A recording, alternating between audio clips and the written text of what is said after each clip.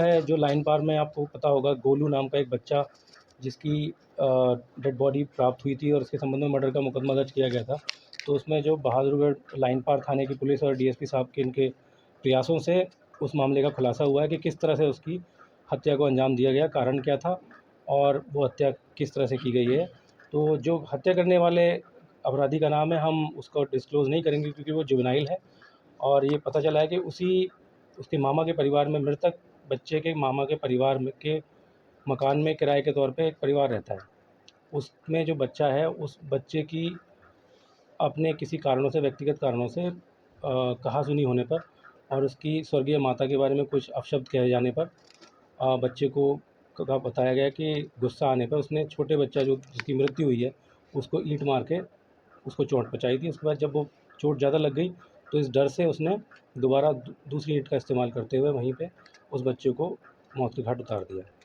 तफ्तीश के दौरान ये पता चला था, जब हम लोग सीसीटीवी कैमरा सारे फुटेज एग्ज़ामिन किया, तो उस फुटेज में कुछ जगह देखा गया था कि एक बच्चा लगातार, एक लड़का जो अभियुक्त है इस मामले में, वो कई बार आया गया है। उसके इस बारे में जब पूछा गया कि आप यहाँ पे क्यों गए थे, तो उसने बताया कि मैं तो यहाँ गया ही नहीं था। तो उसके बयानों में विरोधाभास होने के नाते इस मामले को उस पे शक के आधार पे जब पूछताछ के लिए लाया गया, तो उसने पूरी घटना कबूली कि जो मृतक बच्चा है उसने शायद आरोपी बच्चे के स्वर्गीय माता के बारे में कुछ अपशब्द कहे, जिसकी वजह से उनका आपस में झगड़ा हुआ और उसने इस घटना को अंजाम दिया। मामला आया है कि उनकी बातचीत में आपस में कोई इस तरह की बात कही गई जिसके कारण जो बच्चा 17 साल का है, 15 साल का बच्चा है,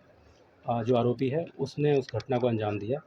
ईंट मारकर उस बच्चे की हत्या की गई और ये पाया गया है कि जहाँ पे डेड बॉडी पाई गई थी, उस जगह पहले से ही कुछ जगह आग जल रही थी। तो वहाँ पे कूड़ा जो पड़ा था, उस कूड़े को उसके ऊपर डाल के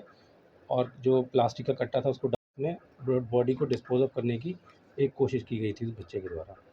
कुछ जानते हैं कि ये जो परिवार है, जिस परिवार ने अपना बच्चा खोया है, ये प्रवासी मज़दूर हैं जो यहाँ काम करते हैं। इनके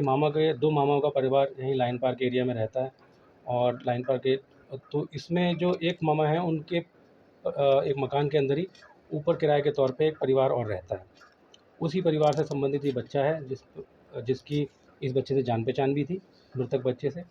और